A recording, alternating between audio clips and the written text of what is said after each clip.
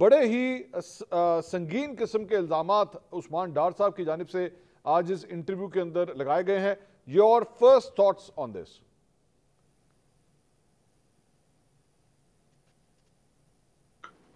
Ji thank you so much Mansoor भाई, बहुत शुक्रिया, बड़ी नवाजिश आपने मुझे मौका दिया। मैं बड़ा वाज़ेह तौर पर कहना चाहता हूं कि जो अगवा करके जबरदस्ती एक स्टेटमेंट ली जाए उसकी क्या वैल्यू। आपने इससे पहले, ये कोई पहली मिसाल नहीं है कि 9 मई के बाद कोई पहली प्रेस कॉन्फ्रेंस है या पहला कोई शो है। इससे पहले भी ये थोड़ा सा रंग बदला गया है। पहले प्रेस कॉन्फ्रेंस की जाती थी, तो आज उन्होंने जरा लाइटर मोड में पूरा पेश करके और ये शो करवाया कि जनाब और नॉर्मल रूटीन के अंदर।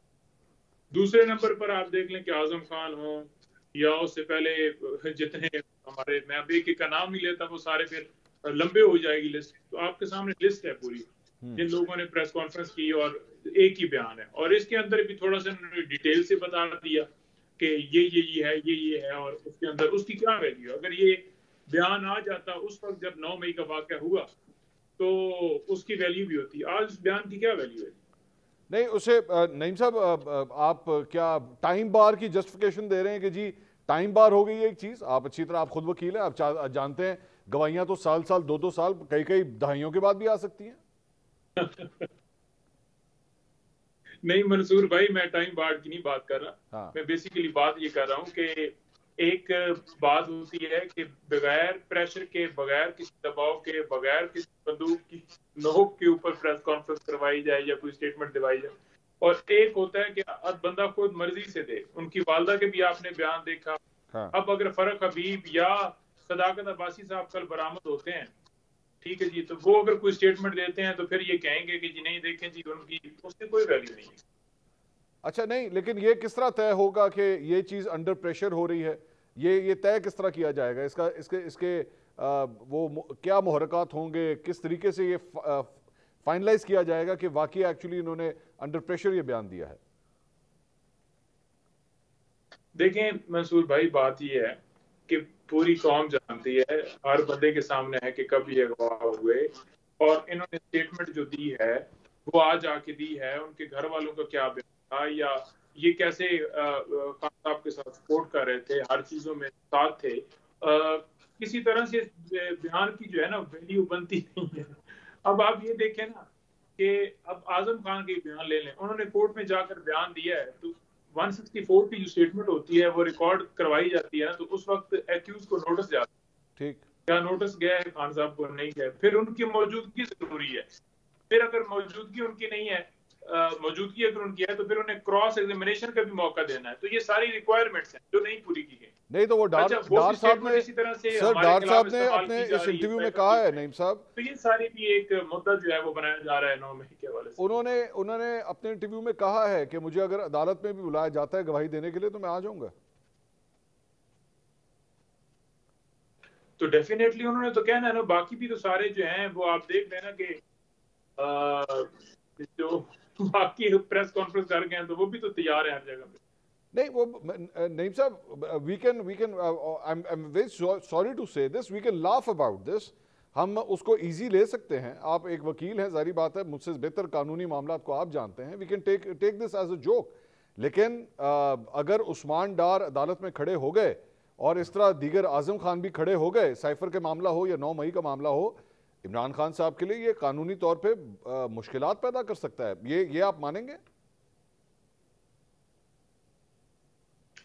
देखिए, बात ये है कि मैं नहीं मानता, क्योंकि ये फैसला जो है ना कौम ने करना है, अवाम ने करना है, और अवाम को पता है कि क्या मामला सर है उसमें। एक्चुअली दूसरी बात ये रहेगी कि सॉरी अदालत के टू अंदर इंटरप्ट, जबरदस्ती के बयान की वैल्यू नहीं होती। नहीं भाई, सॉरी टू तीसरी इंटरप्ट, बात ये है, फैसला अवाम ने नहीं, एक्चुअली अदालत ने करना है। देखिए, एक मुकदमा है जो अदालत के अंदर चल रहे हैं और एक मुकदमा है जो अवाम के सामने खान साहब सुरखरू हो गए हैं। अब अदालत के सामने भी सुरखरू होंगे। वो कैसे? पहले दिन से खान साहब ने कहा कि 9 मई के हवाले से बिल्कुल आजाद तहकीकात करवाएं और हर एक चीज सामने खुल कर आए, पता चले कि कैसे ये हुआ, किसने इंस्टिगेट किया, हमारा रोल क्या था, किसका क्या रोल था, क्यों नहीं आज तक तहकीकात के लिए कोई कमीशन बनाया गया। कैमरे हर जगह से उतारे गए, जुडिशियल कम्प्लेक्स से उतारे गए, हाई कोर्ट से उतारे गए 9 मई को, क्या उसके ऊपर कोई कमीशन बना? जो उनके ऊपर वजीराबाद हमला हुआ उसके ऊपर उन्होंने कहा, साइफर के ऊपर उन्होंने कहा, सो मोटो लेने के लिए मैं खुद दरखास्त लेकर गया, क्या कुछ हुआ उसके ऊपर? ऐसे तो जब तक आप इंडिपेंडेंट तहकीकात जो है वो नहीं कर पाएंगे और उसके ऊपर जो है वो वन साइडेड स्टोरी चलाएंगे तो फिर यही होगा ना जी। सर, ये जब आप इंडिपेंडेंट तहकीकात कहते हैं तो इससे क्या मुराद है आपकी? लेकिन तहकीकात हम ये कहते हैं कि जो सुप्रीम कोर्ट है वो अपनी जो है सरबराही में जो आला अदलिया के जो है वो जजेस हैं, उनका एक कमीशन बना है जो इसके ऊपर सारी इंक्वायरी करे, तमाम इदारों को जो है वो बुलाएं और एक एक चीज सीसीटीवी कैमरे कैसे ये हुआ कि कौन कौन सारे शवाहिद जो पाकिस्तान तरीके इंसाफ के पास हैं वो भी सामने रखे जाए और जो दूसरी तरफ से चलाए जाते हैं वो भी रखे जाए। ठीक, तो फिर एक चीज तय होगी ना जी। ठीक। अच्छा, अब चलें, आप ये समझते हैं कि इस इंटरव्यू की कोई ऐसी वैल्यू नहीं है और इससे कोई ज़्यादा फ़र्क नहीं पड़ता। इस तरह तो फिर मतलब दीगर भी जो बाद में अगर आ गए, शेख रशीद साहब भी अभी नज़र नहीं आ रहे, हमें फ़ारूक हबीब का कुछ नहीं पता, सदाकत अली अब्बासी का कुछ नहीं पता, इमरान खान साहब के अपने भांजे हसान न्याजी की मुलाकात नहीं हो पा रही अब तक अपने वालिद के साथ, वो भी एक बहुत बड़ा कंसर्न है। लेकिन अगर कल को यानी आपकी नज़र में अगर उन्होंने भी आके कोई गवाहियाँ शवाइयाँ दे भी दी तो डजंट मैटर, कोई फर्क नहीं पड़ता। इमरान खान साहब आपकी नज़र में एक सेफ टेरिटरी के अंदर हैं?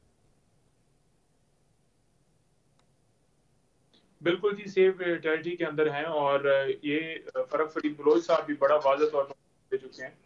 ये यहाँ पर डिस्ट्रिक्ट कोर्ट के अंदर भी केसेस थे और उन्होंने कहा कि एक बंदा बिहाइंड द बार है तो कैसे ये कह सकते हैं कि को कहा कि ये तो करो, चलाओ गिराओ करो, जब उसके पास फोन की एक्सेस नहीं थी, जब वो अंदर, और ये कहना ही मुज़क्कर केस है, कोई शवाहिद नहीं मिली, इसी बुनियाद के ऊपर बेल कम हो गई। ठीक। अच्छा, तो मैं हमेशा जी जी उन्होंने कहा है कि इसके जी ऊपर जी इंडिपेंडेंट तहकीकात करना है, वो करवाई जाए। Okay okay. अच्छा, ये बताइए, अब ज़रा कुछ खान साहब से आपकी मुलाकात भी होती रहती है। खान साहब के हवाले से मैंने आपके चंद बयानात सुने जिसमें आपको उनको खाने के हवाले से एक तो इशू आ रहा है कि जी घर से खाना लाने की इजाज़त नहीं है, और ये भी एक दरख्वास्त जमा करवाई गई है कि आप लोगों को डर है कि खान साहब को जहर ना दे दिया जाए। ये कहाँ से आई है बात? इसके बारे में ज़रा कुछ बताएंगे। ये जहर देने वाली बात जो है, क्या कोई मुखबरी हुई है, कोई शक हुआ है, कोई ऐसी बात हुई है जिसकी बुनियाद पे आप ये बात कह रहे हैं?